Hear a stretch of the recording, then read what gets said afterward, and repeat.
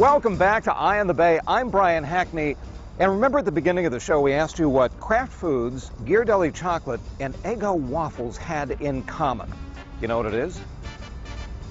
They rebuffed us. Yes, our little Eye on the Bay show. They refused to let us get over this fence and into the Kraft Foods factory here in San Leandro. Why? We don't know. We've done shows on everything from Del Monte Foods, huge corporation, to tiny little snow cone makers. For some reason, Kraft Foods did not want to let Eye on the Bay inside. We may never know how they get those little slices of American cheese into plastic wrap.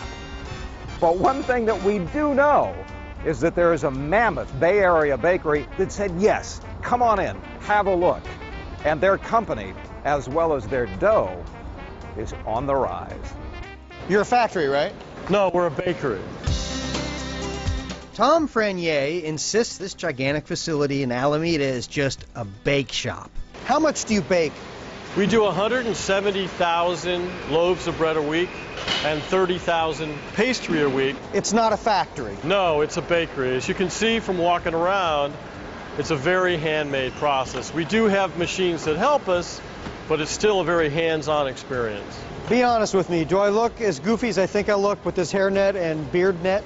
Yeah, you do. But the good news is nobody looks good with a hairnet on. This coming from the CEO, whose official title is Chief Bootlicker. And his partner Mike Rose, who answers to Mad Scientist. As it turns out, the bootlicker and the mad scientist are brothers-in-law. This is a family bake shop, just like the 450 square foot store they opened 25 years ago, only bigger. 33,000 square feet. That's kind of a big jump. Yes. In the 1980s, Tom, a UC Berkeley grad with an MBA in finance, was more suited to be a banker than a baker. And then I had a midlife crisis at 30 and left and didn't know what I was going to do. And my sister and brother-in-law had this little tiny bakery in Kensington. And they said, why don't you help us out while you figure out what you want to do? Fell in love with it. Tom realized he had a need to knead dough. And you used to bake yourself? Yes, I did. And I did the janitorial, and I delivered, and I did retail. Using Tom's business skills, the East Bay Bakery began to grow, and along the way, customers just assumed the place was run by the Semifreddi family. The name's Semifreddi. There's no Semifreddi around here. No. Some people thought it was the name of a truck driver. We didn't have a focus group. We thought it meant something else. Semifreddo is an Italian ice cream. The name just sounded, well, cool. Literally, it means half or semi-cold, nothing to do with bread. The name stuck and away we went. It's too late to change it now. Too late to change it now. We've grown every year for 26 years. In this huge modern Alameda bakery, but they still use the same recipes. Yeah, flour, water, salt, and yeast. To make over 50 different kinds of breads and pastry. A lot of people don't know we make pastry, but we make incredible French pastry. And most are still handmade. We're going to shape some challah bread. All right.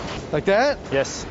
Now these two again. Uh-huh. It takes an artisan like Jorge Blancas to braid challah, a traditional Jewish bread. Are you Jewish? No. 100,000, you'll be good.